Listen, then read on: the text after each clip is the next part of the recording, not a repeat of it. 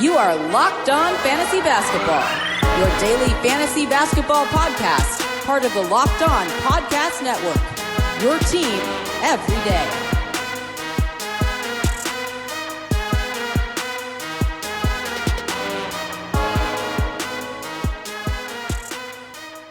Hello and welcome to the Locked On Fantasy Basketball podcast brought to you by Basketball Monster. My name is Josh Lloyd and I am the lead fantasy analyst at basketballmonster.com and at Yahoo Sports Australia. And you can find me on Twitter as always at redrock_bball and on Instagram at Locked On Fantasy Basketball. Today we are looking at players who you might consider drops in fantasy basketball leagues. Michael Bolton. Let's get to it. Let's get to it indeed. Of course, these are guys that you don't have to drop. You're not just going out and dropping them for no particular purpose. They're guys that you could consider if there's a free agent you want to add, if you want to maximize your streaming. All those guys that I don't think are going to be absolute 100% top 100-ish type locks for the rest of the season. And let's start off with the man in Atlanta. My name is Jeff. At the time of me recording this, it's because it's MLK Day. The games have started earlier. Jeff Teague is playing in a game for the Atlanta Hawks. At halftime, he has 5 minutes and Kevin Huerter has 18 minutes. So many people were panicking about Huerter after last game. Oh, Teague, he's going to be the guy that takes all these minutes. I don't think that's going to be the case. This game would tend to indicate that as well. I've no value. I've no idea that Teague is going to be any sort of guy that I want to hold on to. He is right on the top 100 this season in 28 minutes a game. He is not getting 28 minutes a game in Atlanta. He might struggle to get 20 minutes a game. He might struggle to be a top 200 bloke for the rest of the season here. And regardless, even if he's a top 130 guy, that is not someone that you hold on to under every circumstance. So he should be, in my opinion, considered expendable in majority of fantasy leagues. Pretty clearly, in my opinion. The next guy I want to talk about, the pencil, Harrison Barnes. Barnesy. I talk about Barnes because people are still persisting with him. I don't know why. He's 87% rostered in advanced leagues, 68 overall on Yahoo. It's too many. He's the 155th ranked player over the course of the season. And there's been chunks of the season without De'Aaron Fox, without Marvin Bagley, without both of them, without Richaun Holmes, and he still cannot crack the top 150 despite playing 35 minutes a game. It's not going to get better from here, folks. Barnes is not a 12-team league guy. If you want to add someone who gives you 14 points off your waiver wire and stream that in for a 14-point boost, sure, by all means, Barnes is your man. But he gets no steals or blocks, no rebounds, no assists, low threes, poor field goal percentage, and hits free throws. Like the only good thing he does is hit free throws. Like that's it. There is no need for Harrison Barnes to be rostered in this many leagues, unless 87% of leagues are 14-teamers. There is no reason for him to be rostered in 87% of them. If he is on your roster, seriously evaluate your waiver wire because there is going to be someone else better there. And even if there's not someone who can go, this guy is categorically better than Barnesy, opening up that roster spot to stream in to get, instead of 4 games from Barnes during the week, to get 6 games from streaming, that is guaranteed to be a better option for you. So Barnesy, not someone I think we should be looking at as a 12-team guy pretty clearly. Enes Kanter is the next bloke. He's rostered in 72% advanced leagues, 59 overall. He is the 148th ranked guy over the course of the season in 18 minutes a game, which is really good. And I talk about guys like, say, D'Anthony Melton, who's like 120th in 17 minutes, and that's really good. And Kanter's at that level, which is not really a 12-team league guy. It is because 156 players get rostered in 12-team leagues, so 148 is obviously within the top 156. But it means he's absolutely your worst player. So like I talked about with Barnes, opening that spot up for streaming is going to give you a lot more value. And we've seen recently that Kanter has seen those minutes come back down under 20. We've seen Tice's minutes go back up. At some point, Robbie Williams is going to return as well and have an impact on what Kanter's doing. And while he can be fine as a points and rebound sort of a guy, he's just not doing them in large enough quantities. The field goal percentage is strong. That's his really good, best category there. So if you want to add that for that reason, fine. But he is not a must-hold guy. Even in the game, say when Tice was out, he'd play like 26 minutes, and that was solid enough to be a 12-team league guy. But holding on to players, hoping for injuries for other guys, is not a good strategy to be successful in fantasy leagues.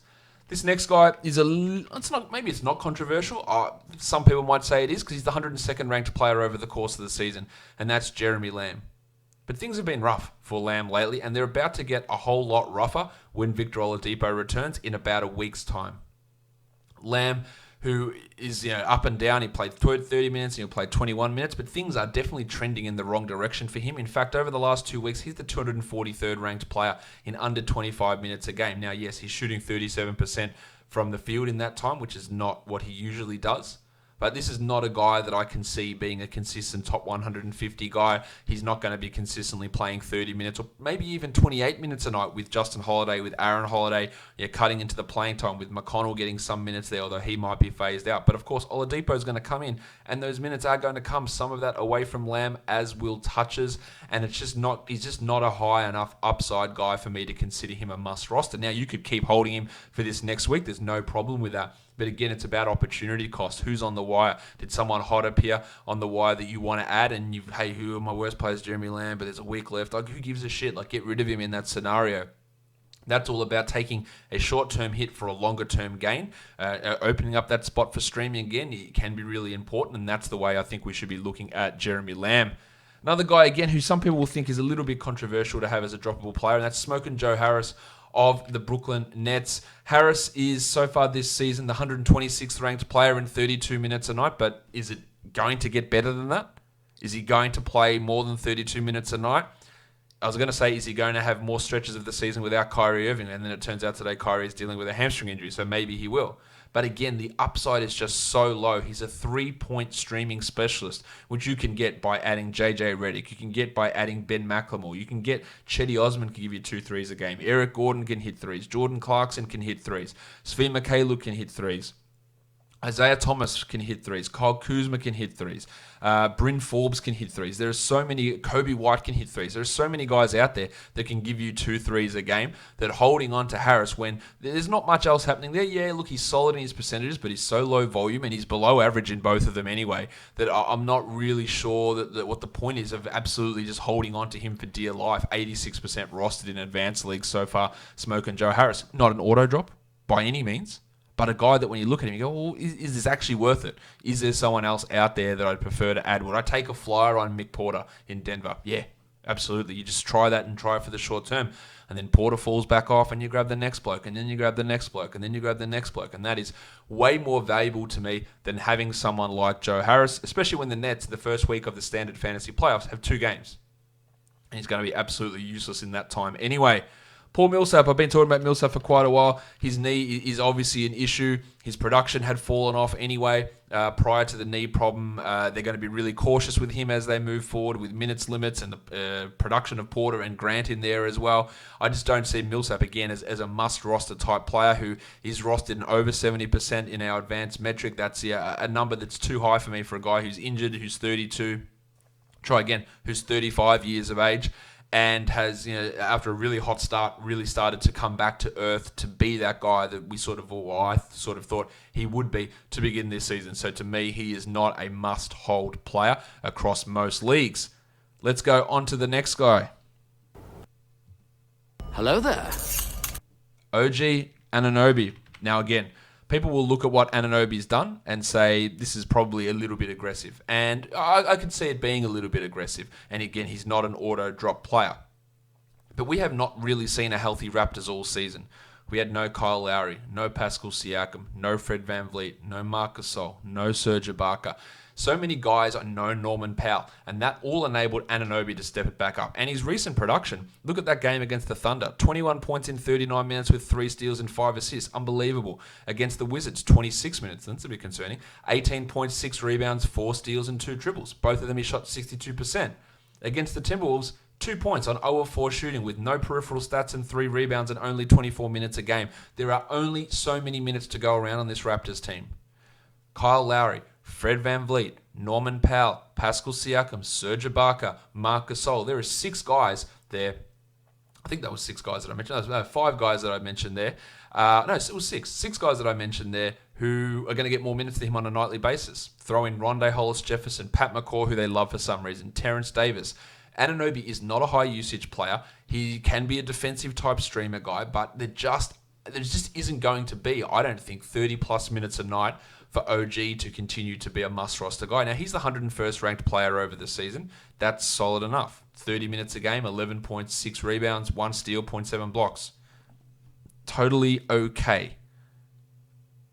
I just don't see him maintaining the 30 minutes a night or that level of production that we saw at the beginning of the season. So again, a guy that you should be looking at and thinking, well, is it worth holding on to him? The answer there is probably going to be no in a lot of cases, but in some cases it will be yes.